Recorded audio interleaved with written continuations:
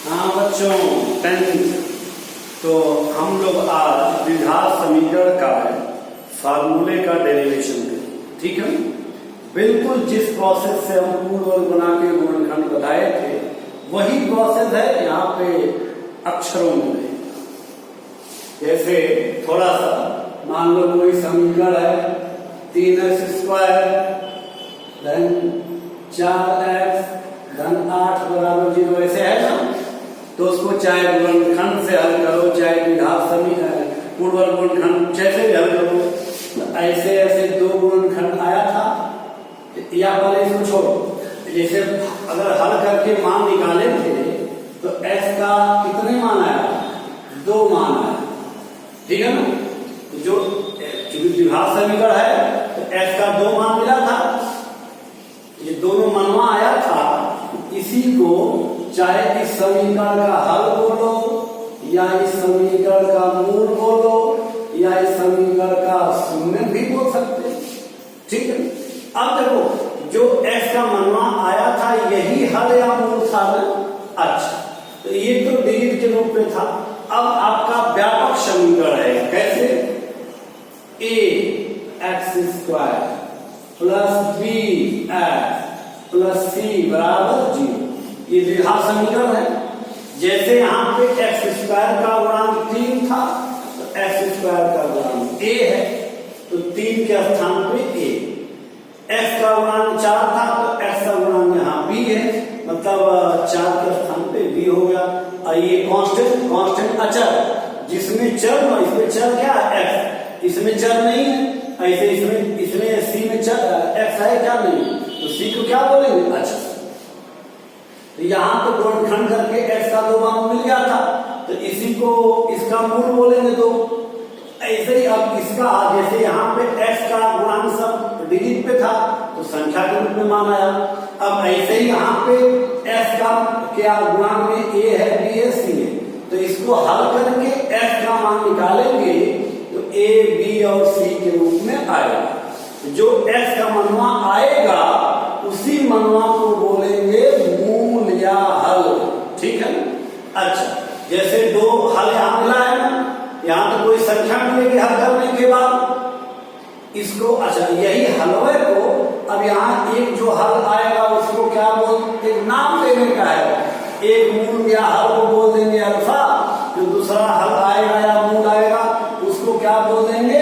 Beta. वही alpha beta क्या है? मूल है या समीकरण का हल है। तो चलिए गुणनखंड, अब जो स्टैंडर्ड जो फार्मूला निकालने के लिए आप पूर्ण वर्ग से गुणनखंड का ही इस्तेमाल करेंगे और किसी से होगा नहीं।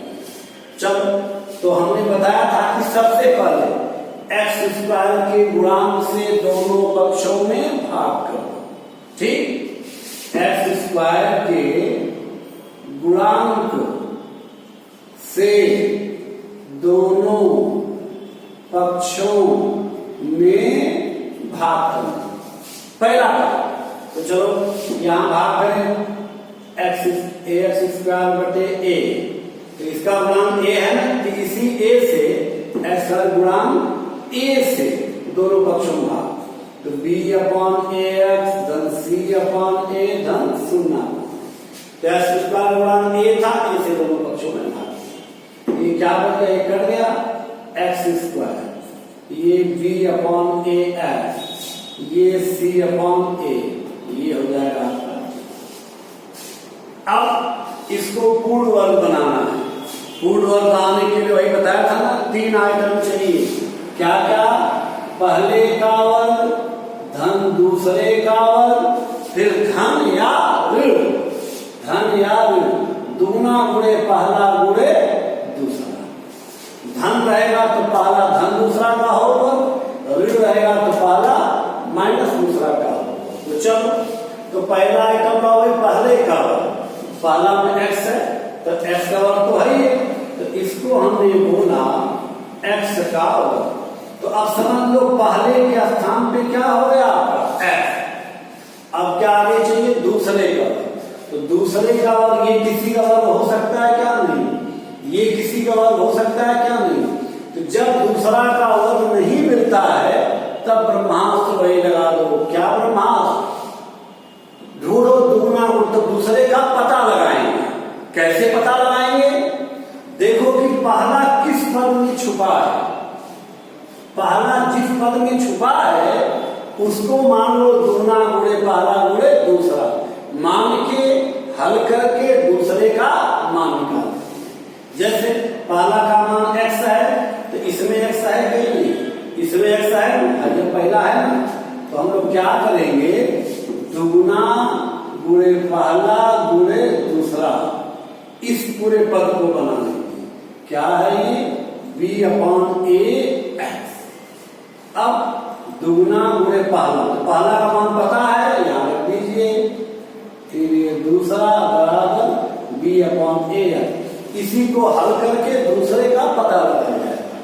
ये x आपका कैंसिल हो गया, दूसरा बराबर ये 2 उधर दे दीजिए b/2। तो दूसरा पता चल चुका है b/2। चलो भाई, तो इसको बनाया ना, दुगुना गुणे पहला पर दूसरा, इसको लिखो। देखो ऐसे लिखेंगे हम, दुगुना गुणे पहला, तो पहला के स्थान पे x गुणे दूसरा, तो दूसरा का मान हो गया ना b/2। अगर सही काम करोगे, जब ये हल करोगे ना, तो ये इसके बराबर मिलना चाहिए। देखो इसको हल करो, ये मिलना चाहिए। 2 cancel, b/a x, b/a x, तो इसका मतलब सही नहीं है ना। इसको हमने किस रूप में लिख दिया? दुगुना गुणे ये पहला, हाई क्या देखो दूसरा। तो हमने क्वेश्चन नहीं चेंज किया है, बस इस चीज को हमने इस फॉर्म में दिया, ये दुगुना गुणे पहला गुणे दूसरा हो गया। अब होल वर्ग के लिए क्या चाहिए? 2 आइटम हो गया, पहले का वर्ग धन दुगुना गुणे पहला गुणे दूसरा। एक कमी है क्या? दूसरे का वर्ग चाहिए, तो दूसरे का वर्ग तो है 23 में है। अब यहाँ पे क्या करेंगे हम लोग? थोड़ा सा अपनी मर्जी वाला काम करेंगे।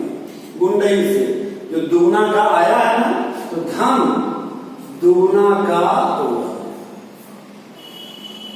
अब ये अपनी मर्जी से देखो लिखे भाई, इसको यहां लिखा है पहले का वर्ग, दुगुना गुणे पहला गुणे दूसरा, इसको बना दिया। अब होल वर्ग बनाना है तो धन दूसरे का, पहले का वर्ग धन दूसरे का, धन दुगुना गुणे पहला दूसरा, तो इसको अपनी मर्जी से लिखा है, क्वेश्चन में था नहीं। जो धन किया है उसी को क्या करो? माइनस करो। तो माइनस b/2a का जो धन किया उसी को माइनस करो।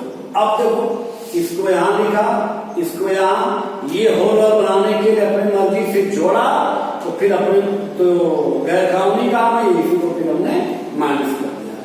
ये पद लिखना बाकी, कोई पद छूटना नहीं चाहिए। यहां लिखा, ये यहां लिखा, ये अपनी मर्जी से धन किया तो फिर कर दिया, ये लिखना बाकी है, इसको यहां लिख दो बराबर। अब देखो यहां से लेके यहां तक, ठीक है ना? पहले का वर्ग धन, दूसरे का वर्ग धन, दुगुना गुणे पहला गुणे दूसरा। तो यहां से यहां तक को हम बोल सकते हैं पहला धन दूसरा का होल। तो यहां से यहां तक को बोल दिया पहला धन दूसरा का होल। इसको हल कर लो थोड़ा, माइनस b/2 का वर्ग, तो b का भी वर्ग, अब 2 का वर्ग करेंगे तो 4a² धन, ये है आपका c/ बराबर क्या बच गया? g। अब इन दोनों में से तो माइनस कॉमन करो, ठीक है ना?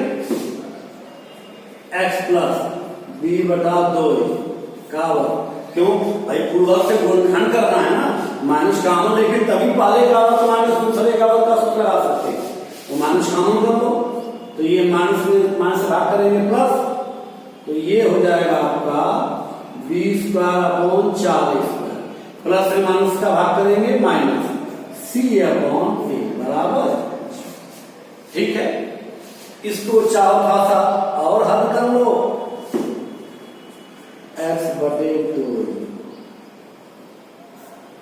का माइनस इसका एलसीएम ले लो, 4a², ये हो गया b² माइनस a² में से भाग करेंगे, a बचेगा, 4a का c में गुणा करेंगे, 4ac बराबर।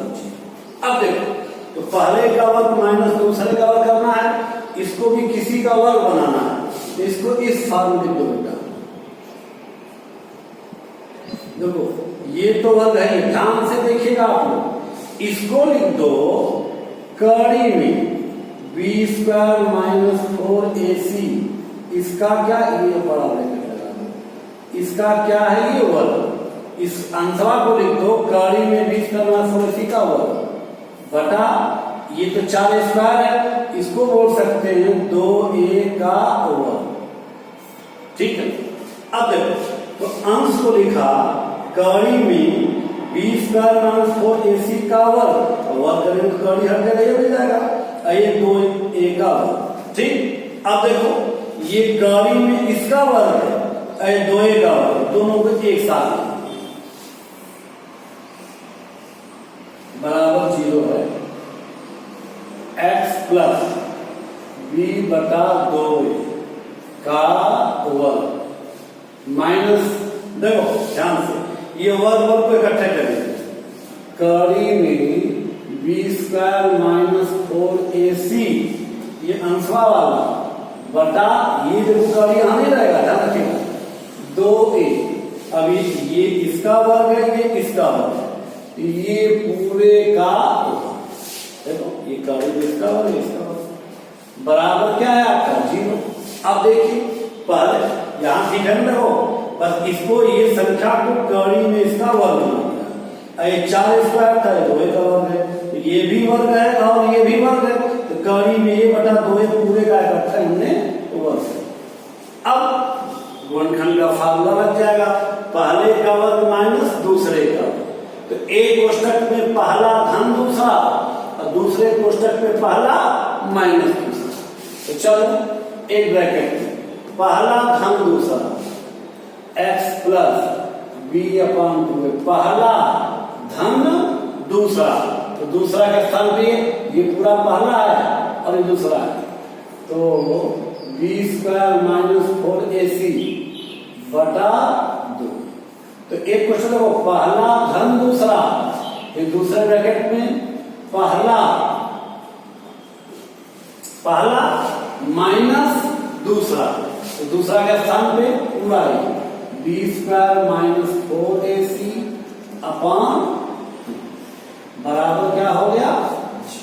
ठीक है, अब चाहो तो इसको एक साथ थोड़ा सा लिख दो, दो सेम है, तो इसको लिख दो x प्लस, देखो एलसीएम लेने में सेम आएगा, तो b प्लस कड़ी B square minus 4ac upon, मतलब इसका हम बस x को लग करके इसका एलसीएम लिया 2a, तो 2a का भी बच जाएगा। ऐसे ही यहां पर भी x प्लस इसका एलसीएम ले लिया 2a b minus root B square minus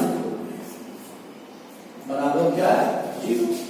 अब एक कोष्टक ये गुणे दूसरा का कोष्टक ये बराबर 0, जैसे यहां पे गुणनखंड करते थे, तो अब यहां से दो रास्ते, या तो ये कोष्टक 0 होगा तभी 0 आएगा, इतना जो एम 0, या तो ये कोष्टक 0 होगा तो इतना जो नहीं 0 आएगा, जब ये कोष्टक बराबर 0,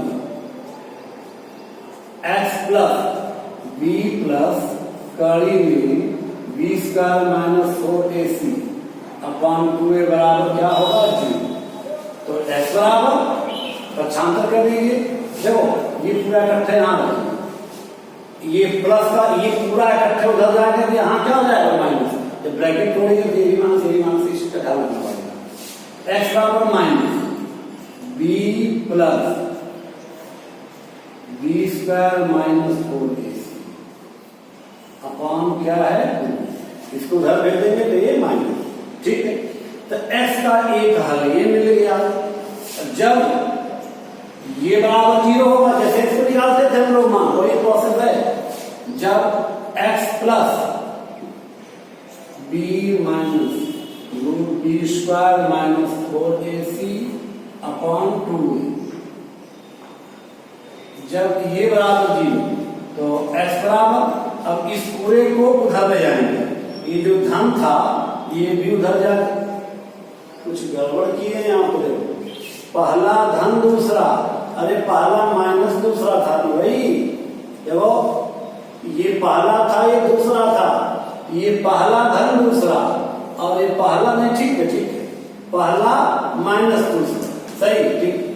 तो ये इतना इसका एलसीएम लिया था, इसका ये इसका अलग एलसीएम लिया था, सही है ठीक है ठीक।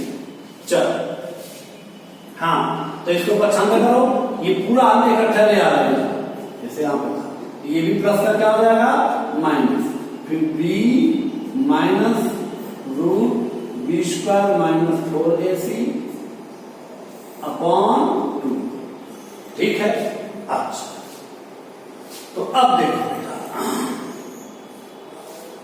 देखो दोनों मान को ध्यान से देखो, इसमें क्या है, इसको ब्रैकेट तोड़ ही देते हैं, ठीक है ना, ब्रैकेट तोड़ के देखो x बराबर, ये ब्रैकेट के बाहर में इसमें अंश में कितने पद है, एक पद ये है तो दूसरा पद एक कड़ी के अंदर है, तो ये जब ब्रैकेट तोड़ेंगे ये माइनस बी और ये भी प्लस का माइनस हो जाएगा, कड़ी में B square minus 4ac upon 2। एक चीज का ध्यान रखिएगा, ब्रैकेट तोड़ेंगे तो इसका बदलेगा, ये नहीं बदलेगा, ये तो कड़ी के अंदर है, एक पद ये दूसरा का पद ये, तो ठीक है ना, एक पद ये एक पद ये, ब्रैकेट हटाएंगे तो बी का भी चिन्ह बदलेगा, इसका भी कड़ी से पहले इसका चिन्ह बदलेगा, ये तो अंदर है, ऐसे ऐसे करेगा। ऐसे यहां पर भी x बराबर ब्रैकेट के बाद माइनस है, हटाएंगे ये माइनस बी और ये प्लस कड़ी B square minus 4ac upon, बस ध्यान के मान हटाइए, इस पे कितने पद है, एक पद ये है, ये पूरा एक पद है, तो इसका माइनस इसका।